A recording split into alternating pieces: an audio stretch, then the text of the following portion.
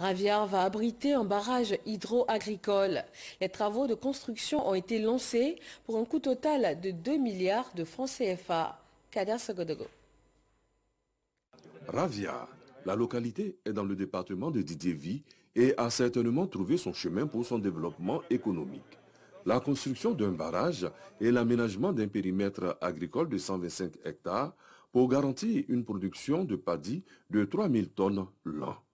Montant total du budget, environ 2 milliards de francs CFA. C'est en présence du ministre d'État, ministre de l'Agriculture et du Développement rural et de plusieurs membres du gouvernement, sans oublier le président du Sénat, Jano Aousso Kwadjo, que le projet a été lancé. Il est à inscrire dans le cadre du projet agro-industriel dans la région du Bélier. Ce n'est pas tout. Ravia bénéficie en supplément d'une école agro-pastorale réalisée par le conseil régional. Ce barrage est constitué d'une digue d'une longueur d'1,5 km.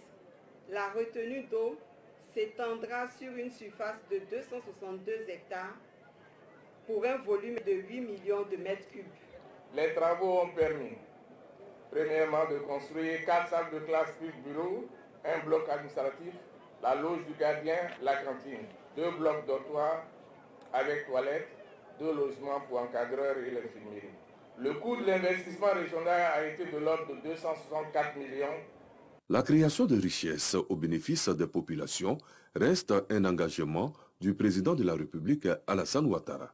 La transformation structurelle de l'économie agricole constitue l'un des piliers essentiels de la politique de développement social et économique prônée par le président de la République, son Excellence M. Alassane Ouattara. Et c'est sur cette vision que repose le programme national d'investissement agricole de deuxième génération, dont la mise en œuvre se fait à travers 9 agropoles. Le président du Sénat, fils de Ravia, a tenu à rappeler à tous le sens de son combat. Merci, Monsieur le Président. Continuez à travailler pour vos parents. Parce qu'un vrai président de la République contribue à forger positivement l'opinion de ses citoyens vers des valeurs qui rassemblent, vers des valeurs qui fédèrent. C'est ce que le président Félix Houphouët-Boigny a fait. Et le président Alassane Ouattara est sur ce chemin lumineux tracé par le président Félix Houphouët-Boigny. Chers parents, je voulais m'adresser à vous.